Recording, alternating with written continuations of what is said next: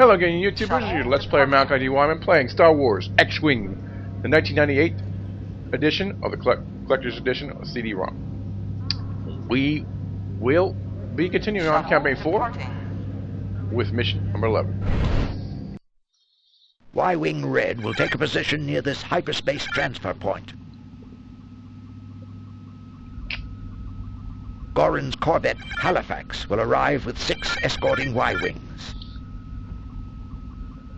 Disable as many of Ghorin's Y-Wings as you can, so they may be captured.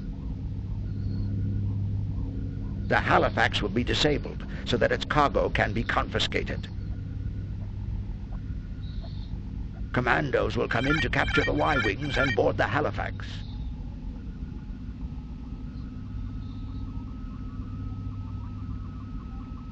The Alliance cruiser Maria will enter to receive the captured Y-Wings. After the cargo has been seized, Red One will destroy the corvette. To avoid detection by the Empire, our forces must move quickly. Y-Wing Red will take... So yeah, that's pretty much it. We're going to capture everything except for the corvette. And this will explain why we can't take the corvette on. Let you pause it, read it on your own. Let you pause it, read it on your own, pause it, and that's why. There you go. Why Halifax cannot be crewed, so we have to destroy it. Don't want it to be captured by the Empire. You know, they have enough cruisers. They have corvettes on their own. So, bonus, read it, skip to ahead. Yeah. Y-Wing Red will take a position. Hold on a second. Yeah, whatever. Okay. So, quickly, before ending this mission, playing this mission several times, in order to win this mission, you only need to capture one of each of the 3 groups. 2 Y-Wing groups. There are 3 Y-Wing groups, 2 ships per group. You only need to capture 50% of the group, so only one of them has to survive for you to win the mission. However, that being said, it tells you to capture the Halifax quickly. The reason is it takes your transport, your commando transport comes in to board the Halifax, takes so long after you capture it for them to jump in. They have to board the Halifax. It takes 3 minutes for them to capture what's on the Halifax, and you'll see that. And then they have to go back to our cruiser. Yeah, Calamari cruiser would jump in the Maria, and they have to land on Maria. So everyone who's captured has to land on Maria, including anyone who's capturing it, all together. And we have to do this before the mission ends. So that being said, you need to give yourself at least 7 minutes, 8 minutes. 8 minutes is a good cushion, but at least 7 minutes. You have to disable the Halifax within 8 minutes of the end of the mission for you to at least win the mission, or else you may not, your transport may not get back to the Maria in time, and you'll lose. So, that being said, let's get started. Alright, we're starting. So yeah, we gotta...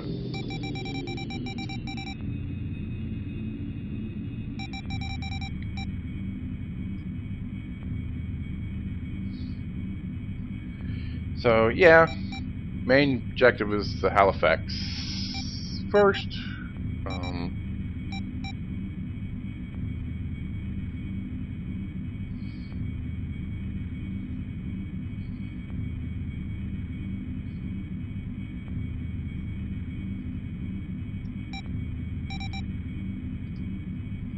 Halifax first, Y-Wing second. Alpha is going to be coming after us initially after we target the Halifax.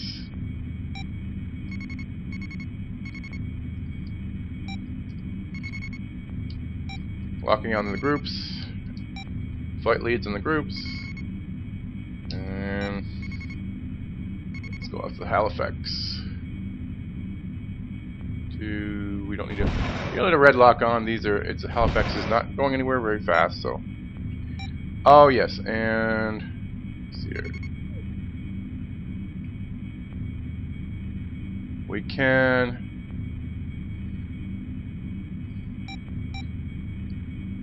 One, two. We don't need to lock on him. We just 1, 2. We're gonna lock on him. Okay.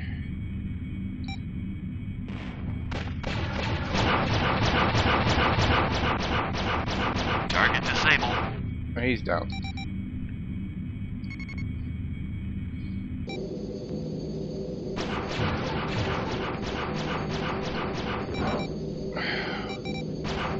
Okay, we got who's on us? Who's shooting us now?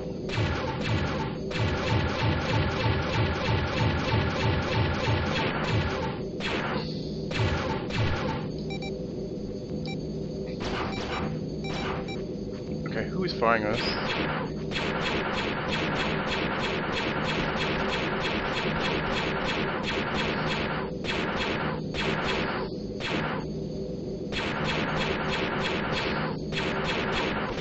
Target disabled.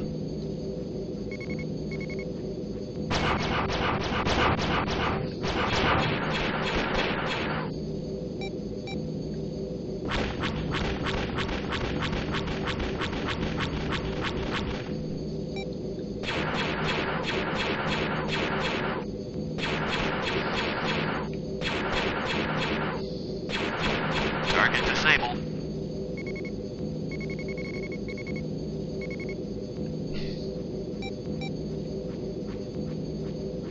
Target disabled.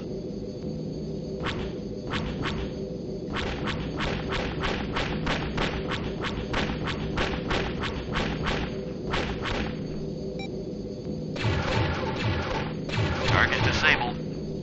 So Gamma's done. No, Gamma's not done. And Beta's not done. Okay, what's...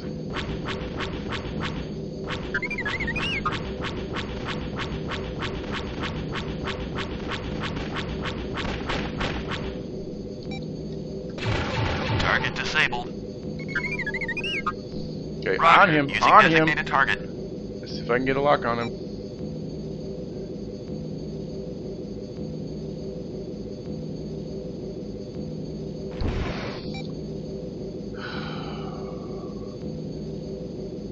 Oh, great. He's gonna be destroyed.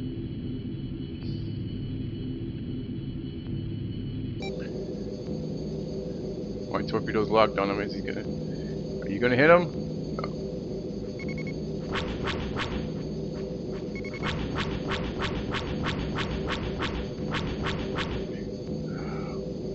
I don't know if my torpedo's gonna hit him or not. I'm not gonna take the chance. Target captured.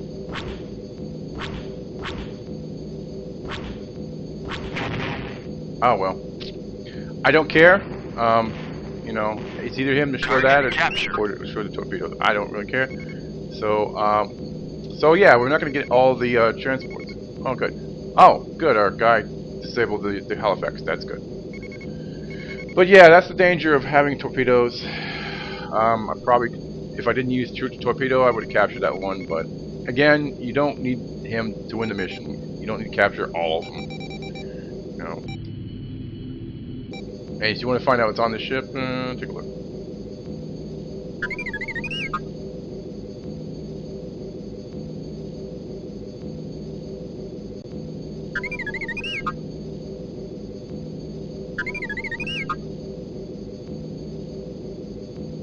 Oh yeah, tell our wingman. Sometimes our wingman starts firing on the other ships.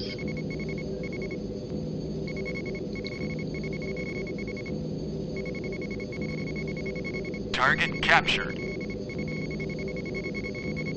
I guess he left. Okay, so he jumped out. Good. He jumped out. We want to go ahead and have him jump out. He doesn't, like I said, he does not need it anymore. And he's pretty much going to sit around and do nothing. Everyone's going to just sit around, sit back. Start with the shows. Let's see. Shows ending, shows starting. Oh, Target captured. Something. Oh, something's starting.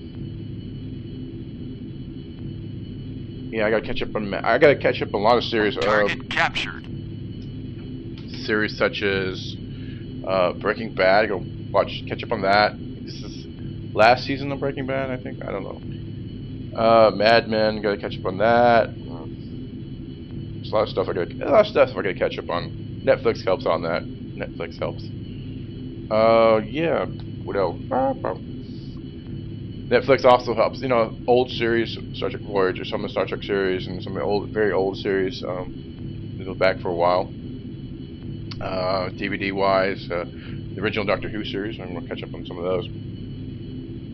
But sometimes I get the DVDs. You can get the interviews, and it's pretty good. I like the interviews because they, you know, actors, the writers, and some of the directors, producers talk about some of the elements of the show and when they're making it, and it gives a lot of explanations on the background. I mean, people who follow this, who are pretty avid fans, follow it all the time, know about some of the stuff that goes down, and they go through forums and stuff. But you know, if you don't really follow it religiously, and I mean that, I don't, you know, saying you worship it, but you know, you pretty much watch it every week or have something of it, component of it, then you don't know about the stuff like, you know, all the back scene stuff, you know, who did what did they go on to do and stuff like that. And with the latest one being Survival was the last one of the original series, and it talked about a lot about one of the documentaries talked about what they would have done beyond, you know, for an additional season had it been carried over.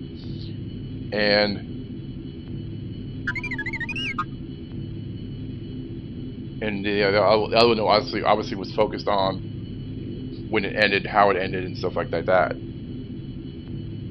And you know, something was very interesting pointed out in one of the documentaries that talked about the ending of the original Doctor Who series, that what they lacked certain components.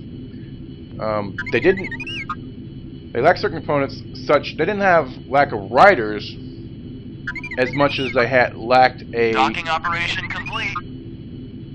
head writer or multiple writers. It's kind of alluding to that.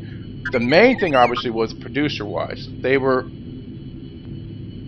It was theorized John Nathan Hartner, Arthur.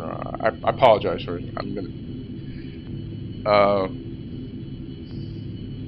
J&H, I think it's shortened, but he was the producer for the series for a long time, and it was alluded that this series was the sci-fi in the BBC's kind of that's kind of the back room department. We don't really put it in the, you know, it's not really the serious department. And so he, you know, carrying this thing for so long, and he decides to go out and do so, you know, then when the series is going to, you know, end of the season, they're saying, well, we might renew it or might not. He moves on.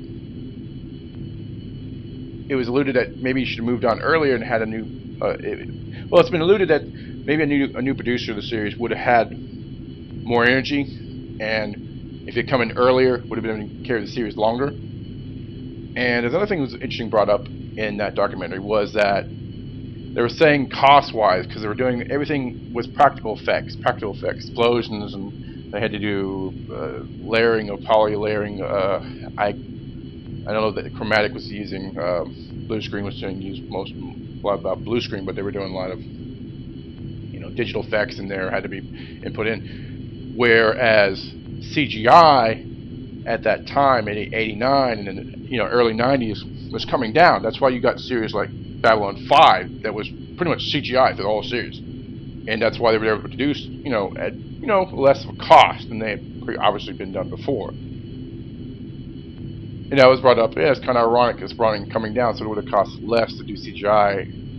But they were saying they wouldn't be able to compete with the American, like I said, it was Babylon 5, and obviously Star Trek Next Generation was going, and a lot of the big sci-fi series were coming out early, actually end of the 80s, early 90s. A lot of huge just shows were just being put out, syndicated networks and stuff.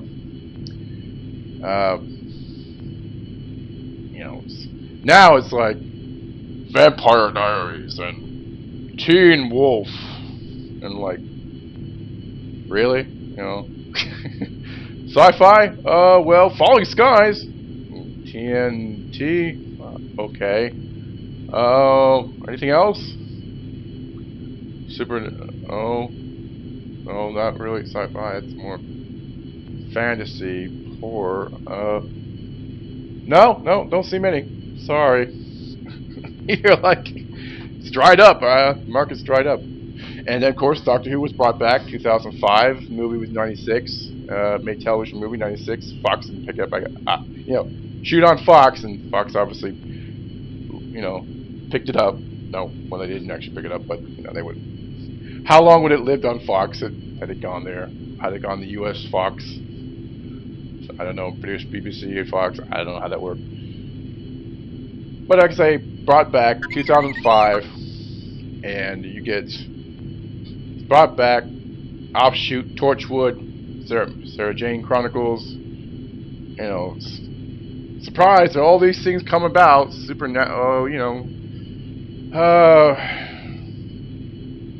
All these series suddenly have their popularity. But get back to the main point was that the reason that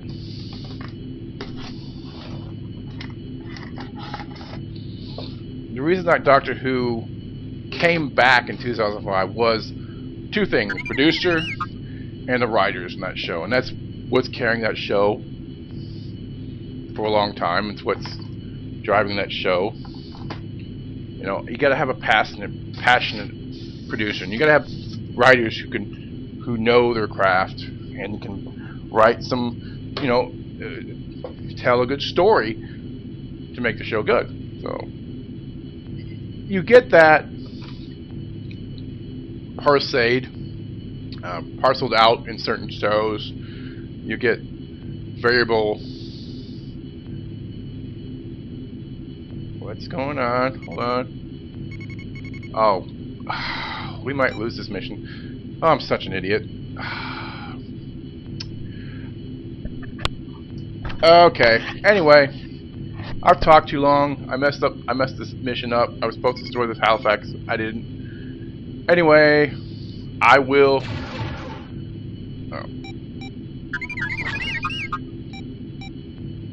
Oh well. Anyway, I'll catch you on the flip side. This actually was a win, but I did destroy the Halifax. Supposed to destroy the Halifax, but anyway. I was wrong. This actually was a success. I guess we didn't need to destroy the Halifax, but I think in the briefing it said. Anyway, watch the briefing. It said destroy the Halifax, or this said ignore the Halifax. It doesn't really matter. It just was. We completed this mission. Mission number 4, campaign. Mission number 11, campaign number 4. Anyway, I talked long enough, and probably missed mission complete message. It was popped up in there, but that's alright. I was just kind of looking over it. You didn't really miss anything. The Maria jumped out. We had some guns jump in. We just basically left, and that's basically it. That's all you really missed. And to complete the mission, the Maria has to jump in and take all of her guys and jump out. That's really mission complete. And I think it went over timer for the Maria to jump out. But again, it doesn't. I guess the mission, they kind of incorporated that if the Maria doesn't jump out, you fail the mission. But if it goes over the timer, it doesn't penalize you, I guess. But either way, that was mission number 11. Campaign number 4. Like, comment, and of course subscribe if you'd like to see more of these missions, more of these Let's Plays or walkthroughs in your inbox. Till next time, this is Malachi D. Wildman saying, I will catch you later.